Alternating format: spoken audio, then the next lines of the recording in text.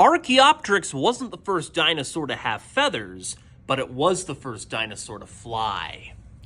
Archaeopteryx might just be the most important fossil ever discovered when it comes to our understanding of bird evolution.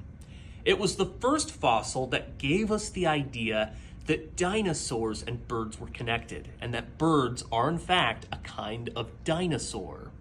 The first fossils of Archaeopteryx were discovered all the way back in 1862. But after over 100 years, what more could Archaeopteryx possibly have to teach us about bird evolution? Turns out, quite a lot. Paleontologists at the Chicago Field Museum have just recently acquired an Archaeopteryx. This is the 14th known Archaeopteryx skeleton ever discovered. And by using CT scanning and UV lighting techniques, they have been able to show us even more about what makes Archaeopteryx so special.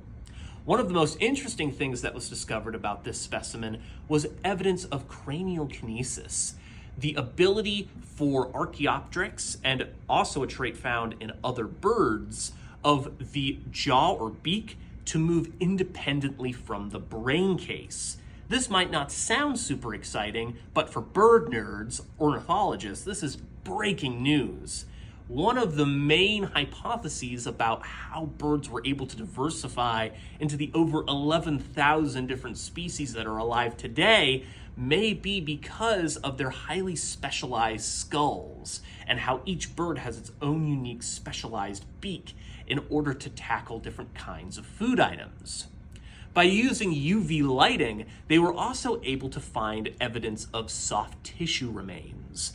They were able to find scalation patterns on the hands and feet of this Archaeopteryx, indicating that this was an animal that could have perched in the trees quite well. And they also found evidence of tertiary feathers. These feathers are essential for flight.